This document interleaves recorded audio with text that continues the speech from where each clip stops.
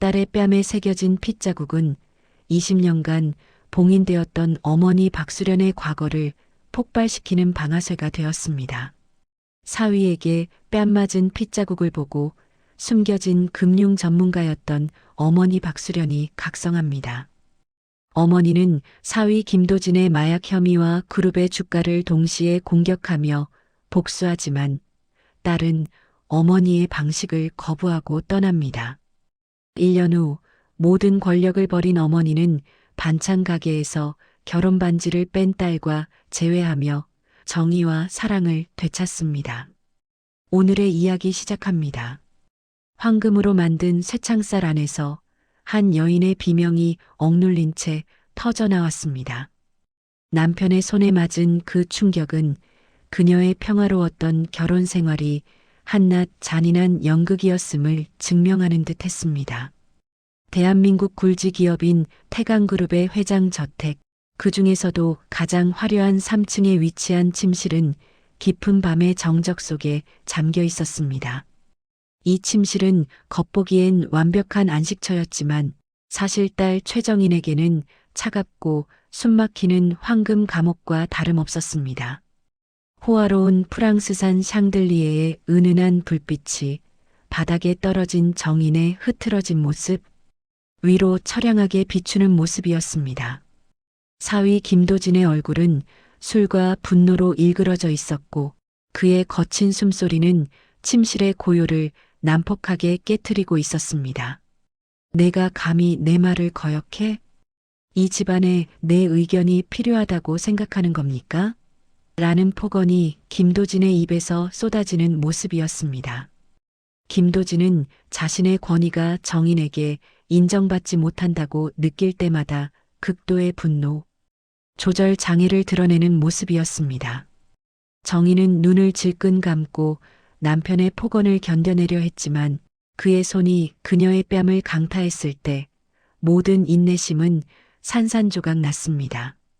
그 충격으로 정인은 그대로 침실 바닥에 힘없이 쓰러졌습니다. 뺨에는 곧바로 핏줄이 터진 듯 선명한 붉은 자국이 피어오르는 모습이었습니다. 정인은 쓰라린 고통 속에서도 눈을 감지 않고 남편을 올려다보았습니다. 그녀가 본 것은 후회나 미안함이 아닌 경멸과 분노가 뒤섞인 차가운 무관심이었습니다. 김도진에게 그녀는 사랑하는 아내가 아니라 그저 자신의 분노를 해소하고 그룹 승계에 이용할 도구에 불과했던 것입니다. 김도진은 구두를 신은 채 쓰러진 아내를 지나쳐 서재로 향하는 모습이었습니다. 그는 급히 전화를 걸었고 태강그룹 감사팀장인 오 팀장에게 냉랭하게 지시를 내렸습니다. 처리해. 새벽 5시까지 깨끗하게 마무리 짓는 겁니다. 우리 집안일이 밖에 새어나가지 않게 하시오. 오 팀장은 김 회장과 김도진의 모든 지저분한 일을 처리해온 충실한 해결사였습니다. 이 지시는 아내의 폭행 사건을 단순한 부부 싸움으로 위장하고 혹시 모를 외부 노출을 사전에 차단하라는 의미였습니다. 정희는 남편의 목소리를 들으며 자신이 이 호화로운 저택에서 인간 이하의 존재로 취급받고 있음을 다시 한번 확인했습니다. 그녀는 더 이상 이곳에 머무를 수 없다고 판단했습니다. 정희는 쓰라린 뺨을 애써 무시하고 비틀거리며 침대 밑에 숨겨두었던 작은 여행 가방을 꺼냈습니다. 가방 안에는 몇 벌의 옷가지와 함께 두툼한 봉투 하나가 들어 있었습니다. 그 봉투는 그녀가 수개월 동안 몰래 작성해온 유서와 함께 시댁의 비밀이 담긴 태강그룹 불법 비자금 루트가 기록된 문서를 담고 있었습니다. 그녀는 남편의 폭력에 굴복했지만 마지막까지 자신이 쥐고 있던 진실만큼은 지키려 했습니다. 새벽 3시 정희는 경비원들의 눈을 피해 저택을 빠져나왔습니다. 그녀는 고급 세단 대신 택시를 잡아타고 서울 외곽의 낡은 주택가로 향했습니다. 그곳은 어머니 박수련이 평생 운영해온 작고 허름한 반찬 가게가 있는 곳이었습니다. 그녀에게 이 반찬 가게는 세상의 모든 부패와 권력으로부터 안전한 마지막 남은 피난처였습니다. 그녀는 택시에서 내리자마자 온 힘을 다해 가게 문을 두드리는 모습이었습니다. 가게 안에서 잠을 자고 있던 어머니 박수련은 갑작스러운 소리에 놀라 잠에서 깼습니다. 누구세요? 이 시간에. 라는 말과 함께 문을 연 박수련의 눈은 믿을 수 없는 광경에 멈추었습니다. 눈앞에는 딸 정인이 서 있었고 그녀의 뺨에는 선명한 5손가락 자국과 함께 핏자국이 얼룩져 있었습니다. 박수련의 가슴은 찢어지는 듯한 고통과 분노로 채워졌습니다. 엄마, 정인아, 이게 무슨 일이야? 누가 너한테 이랬어? 정인은 어머니의 품에 안기자마자 극도의 긴장이 풀린 듯 주저앉았습니다. 그녀는 울부짖지도 못하고 손에 꽉 쥐고 있던 봉투를 어머니에게 건네었습니다. 나 유서 썼어. 그리고 여기 태강그룹 비자금이 어디로 가는지 적혀 있어. 라는 가늘고 떨리는 목소리가 그녀의 입에서 마지막으로 흘러나왔습니다. 말을 마친 정인은 그대로 의식을 잃고 쓰러졌습니다. 박수련은 쓰러진 딸을 안고 낡은 가게 방으로 옮겼습니다. 그녀는 딸의 뺨에 묻은 피를 닦아내면서 자신의 딸이 겪었을 고통과 절망을 온몸으로 느끼는 모습이었습니다. 그녀는 곧바로 딸이 건넨 봉투를 뜯어 유서를 읽었습니다. 엄마, 내가 잘못한 게 아니야. 김 회장과 김도진이 나를 이용했어. 라는 구절과 함께 불법 비자금 루트가 적힌 문서가 박수련의 눈에 들어왔습니다. 박수련은 딸의 생명이 위태로울 수 있다는 생각에 잠시 구급차를 부르려 했지만 이내 냉정을 되찾았습니다. 구급차가 오는 순간 사건이 외부에 알려져 태강그룹의 손에 넘어갈 것임을 알았던 것입니다. 그녀는 자신의 복수를 위해 딸의 생명이 노출되게 할 수는 없었습니다. 박수련은 즉시 자신의 과거를 아는 유일한 조력자, 현재 대형 로펌의 파트너인 강민호 변호사에게 연락을 취했습니다. 강 변호사, 딸이 다쳤네.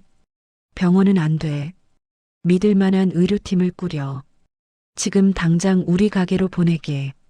그리고 나는 오늘부로 다시 예전의 그 사람으로 돌아갈 겁니다. 박수련의 목소리는 20년 동안 잊고 살았던 전설적인 금융 설계사의 냉철함과 단호함을 담고 있었습니다. 태강그룹 측은 오 팀장을 시켜 경찰에 최정인의 단순 가출을 신고하고 언론을 통제하며 상황을 조작하고 있었습니다.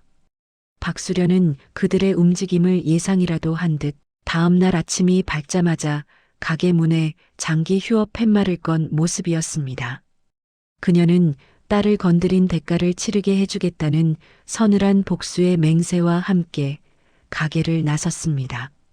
그녀의 눈빛은 더 이상 소박한 어머니의 것이 아니었고 거대한 권력을 심판할 칼을 품은 전략가의 그것이었습니다. 이로써 5070대 독자들이 갈망하는 권력과 돈에 대한 처절한 복수국의 서막이 올랐습니다. 김 회장은 자신이 수십 년간 쌓아올린 철옹성이 이제 자신의 아들에게 상처 입은 한 어머니의 손에 의해 무너지기 직전이라는 냉혹한 현실에 직면합니다. 20년간 봉인되었던 어머니 박수련의 과거를 폭발시키는 방아쇠가 되었습니다. 소박한 반찬 가게 아주머니는 이제 대한민국 재벌을 정조준하는 흑색 백조로 변신합니다. 박수련은 강민호 변호사를 서울 강남의 한 고급 오피스텔에서 만나는 모습이었습니다. 이 오피스텔은 20년 전 그녀가 금융계를 떠나며 복수와 감시를 피해 은밀히 마련해 두었던 비밀 거점이었습니다. 박수련은 강 변호사에게 딸 최정인이 건넨 유서와 태강그룹 불법 비자금 루트가 적힌 문서를 건네는 모습이었습니다. 강 변호사, 20년 전 우리가 정리했던 역의 펀드 자금을 지금 당장 회수해야겠어요. 그리고 태강그룹 주식을 대량 공매도할 수 있는 포지션을 확보하십시오. 라는 그녀의 지시는 단호하고 빨랐습니다. 강민호 변호사는 박수련이 다시 과거의 위험한 길로 돌아가려 함을 알았지만 딸의 피해에 대한 어머니의 분노 앞에선 망설일 수 없었습니다. 강 변호사는 박수련의 지시에 따라 곧바로 자금 회수 및 대규모 공매도 포지션 확보 절차에 착수했습니다. 이 공매도 포지션은 태강그룹의 주가를 단기간에 흔들어 재정적 위협을 가할 수 있는 치밀한 금융 설계였습니다. 한편 태강그룹 본사에서는 긴급 경영회의가 열리는 모습이었습니다. 김 회장은 최정인의 단순 가출 이후 그룹의 주가가 미묘하게 하락하는 이상 징후를 감지했습니다. 이건 단순한 가족 문제가 아닙니다. 누군가 의도적으로 우리 그룹을 흔들고 있어요. 오 팀장, 배우를 철저히 조사하시오. 김 회장은 이 사태를 단순한 치적 문제로 보지 않았고 주가 하락의 배후에 있는 수상한 자금 흐름을 파악하도록 오 팀장에게 명령했습니다. 이 시각 박수련은 오피스텔에서 이미 사위 김도진의 치명적인 약점을 확보한 상태였습니다.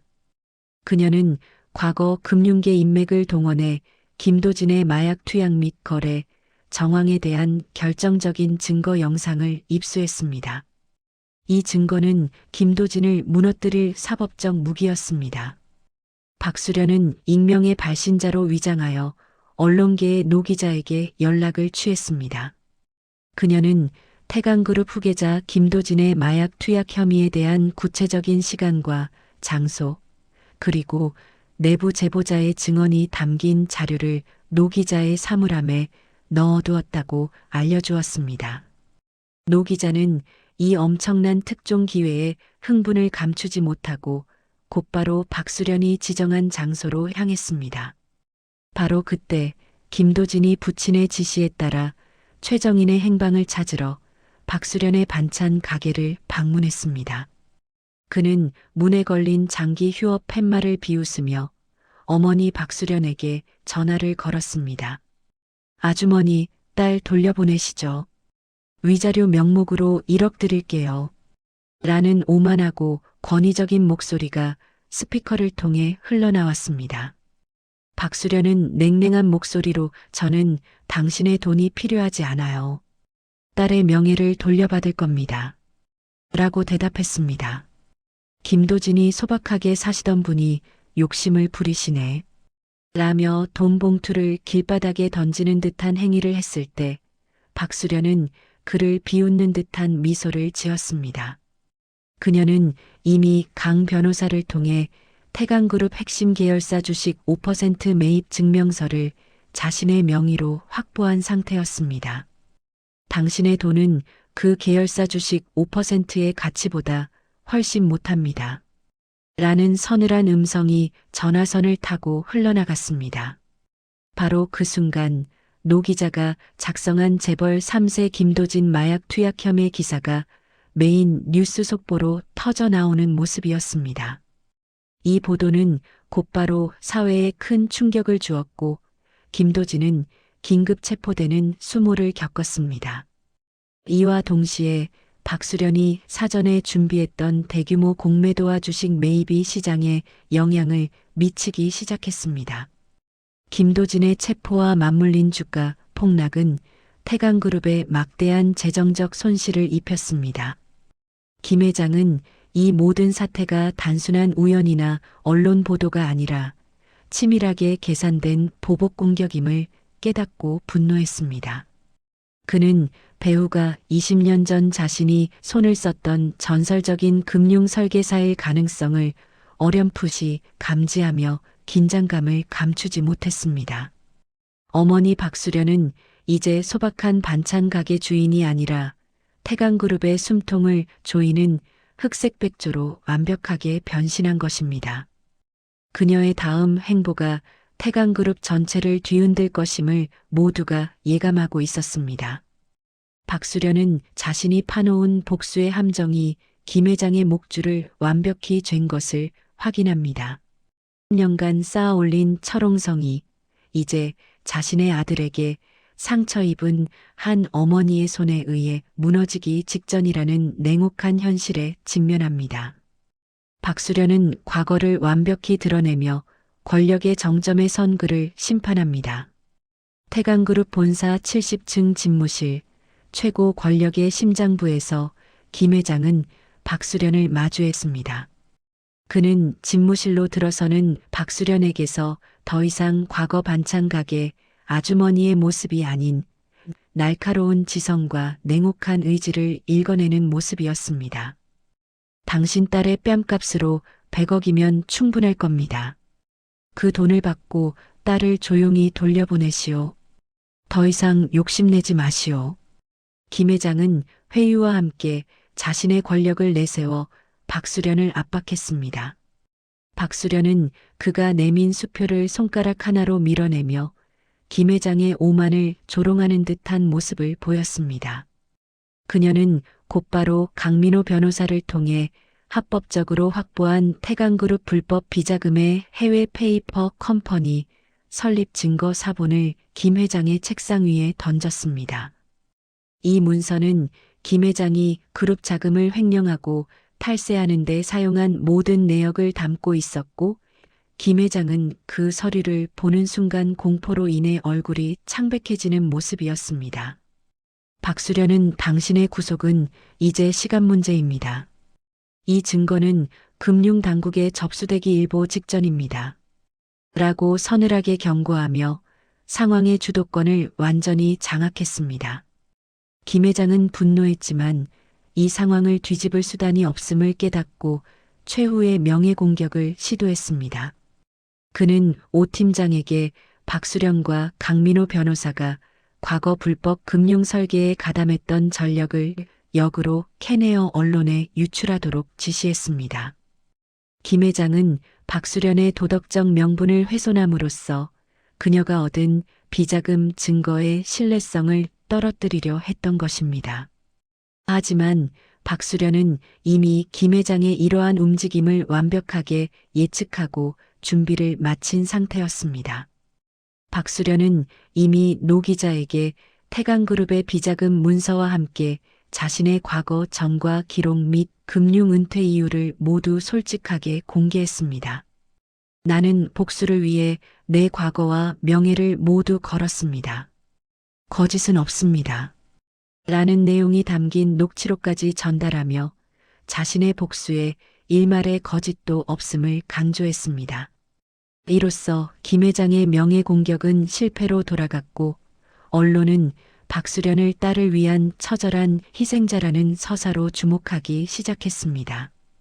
궁지에 몰린 김 회장은 박수련에게 내 딸 최정희는 내 승계 계획의 핵심 인형이었다. 넌 절대 나를 이길 수 없어. 라며 마지막 도발을 이어갔습니다. 박수련은 김 회장의 도발에 맞서듯 김도진이 마약을 거래하는 CCTV 영상과 오 팀장과의 통화 내역이 담긴 USB를 그의 책상에 내던졌습니다. 아드님은 단순 투약이 아닌 국제마약거래 연루 혐의로 곧 긴급 체포됩니다. 당신은 아들의 범죄를 은폐하려 했죠. 라는 박수련의 말에 김 회장은 절규했습니다. 박수련은 이제 태강그룹의 경영권 51%를 자신에게 넘길 것을 최후 통첩하며 당신의 모든 것을 나에게 넘기지 않으면 당신은 물론 당신 아들의 남은 인생까지도 내가 책임지겠다. 라고 선언했습니다. 김 회장은 권자에서 완전히 밀려날 위기에 처했고 박수련은 단순한 어머니의 복수를 넘어 재벌그룹의 운명을 결정하는 절대적인 힘을 손에 쥐게 되었습니다. 모든 것이 파국으로 치달은 후 박수련의 손에는 정의가 쥐어졌지만 복수의 최종 결과는 그녀에게 고독한 왕관을 안겨주었습니다. 김 회장의 목줄을 완벽히 잰 것을 확인합니다. 그러나 복수국의 정점에 다다랐을 때 그녀의 가장 소중한 딸 최정인이 예상치 못한 선택을 하며 어머니의 완벽한 계획에 결정적인 균열을 냅니다. 김 회장은 결국 박수련의 요구를 받아들이지 않고 마지막 발악으로 보석 심사 중이던 아들 김도진을 몰래 빼돌려 해외로 도피시키는 계획을 실행에 옮겼습니다. 이 도피 계획은 그룹의 비공식 루트를 통해 은밀하게 진행되었고 강민호 변호사는 박수련에게 김도진의 정확한 도주 경로와 시간을 입수하여 전달하는 모습이었습니다. 박수련은 즉시 강 변호사와 함께 김도진이 탑승할 예정인 항공기 근처의 창고에 경찰 특수팀을 가장한 조력자들을 미리 배치하여 현장 검거를 준비했습니다. 그녀는 김 회장에게 전화를 걸어 아들이 해외로 도피하는 현장을 보시겠습니까? 이제 당신의 그룹과 아들의 미래는 끝났습니다. 라고 최후의 확인 사살을 시도했습니다. 바로 그때 경찰 조사실에서 임시 귀가 조치되었던 딸 최정인이 홀로 움직이기 시작했습니다. 최정인은 어머니의 연락을 의도적으로 피한 채 과거 시댁에서 알게 된 변호사 중 한 명에게 연락하여 남편 김도진의 해외 도피를 돕는 변호사 선임을 부탁했습니다. 그녀는 남편의 폭력을 잊지 않았지만 어머니의 복수가 자신에게 또 다른 심리적 폭력이 되는 것을 원치 않았고 남편을 지키는 것이 자신의 몫이라고 생각하는 복잡한 신경이었습니다.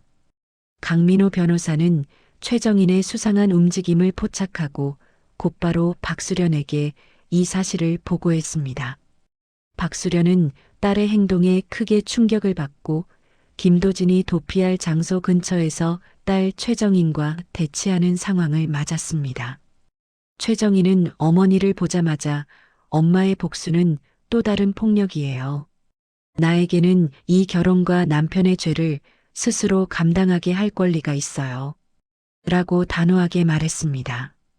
딸은 어머니의 선한 의도를 의심하지 않았으나 냉혹한 방식에 대해서는 강력하게 반대 의사를 표명했습니다. 박수련은 자신이 모든 것을 걸고 진행한 복수극이 정작 딸에게는 자신을 억압하는 또 다른 권력 행위로 비쳤다는 사실에 깊은 절망감을 느꼈습니다. 그러나 박수련은 딸의 개인적인 선택과 별개로 태강그룹과 김 회장의 부패를 심판해야 한다는 원칙을 포기하지 않았습니다. 그녀는 김도진이 탑승한 차량이 출발하는 것을 지켜보았지만 경찰 위장팀에게 도피를 방해하는 대신 현행범으로 즉시 체포를 지시하는 방향으로 작전을 변경했습니다.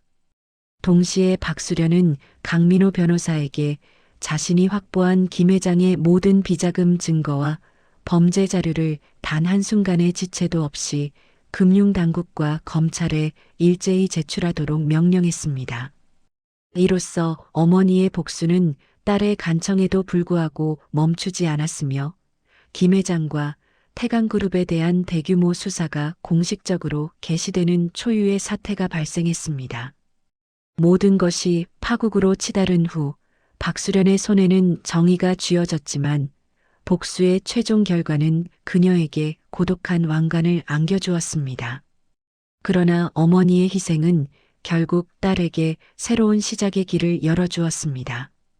검찰 수사가 본격화되면서 김 회장과 김도진 부자는 수많은 비리 혐의로 결국 구속 수감되는 비참한 최후를 맞았습니다. 태강그룹은 경영권 분쟁, 주가 폭락, 그리고 사회적 지탄 속에서 심각한 존폐 위기에 처하며 재벌 왕국의 몰락을 선언하는 모습이었습니다. 박수련은 약속대로 김 회장의 경영권을 확보하지 않았습니다. 그녀는 복수의 목적이 사적인 이익이 아닌 가족을 위한 정의 실현이었음을 증명하듯 확보했던 모든 자금과 지분을 투명하게 사회공익재단에 기부하는 결정을 내렸습니다. 강민호 변호사는 박수련의 결정을 존중했지만 이렇게 거대한 힘을 얻고도 다시 평범한 삶으로 돌아가시려는 겁니까? 라며 그녀의 이해할 수 없는 희생에 대한 의문을 제기했습니다. 박수련은 나의 복수는 딸이 맞은 뺨값을 돈이나 권력이 아닌 진실과 정의로 갚는 것이었습니다.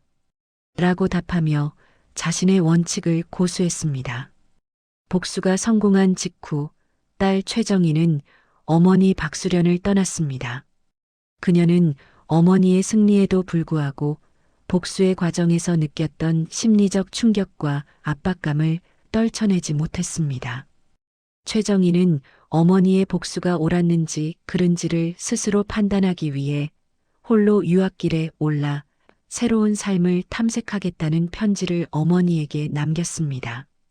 박수련은 딸의 결정을 묵묵히 받아들였지만 완벽하게 성공한 복수가 자신에게 딸과의 이별이라는 가장 큰 대가를 요구했다는 사실에 깊은 고독감을 느꼈습니다. 시간이 흘러 1년 후 박수련은 과거의 장소는 아니지만 조금 더 안정된 상권의 새로운 반찬 가게를 열었습니다.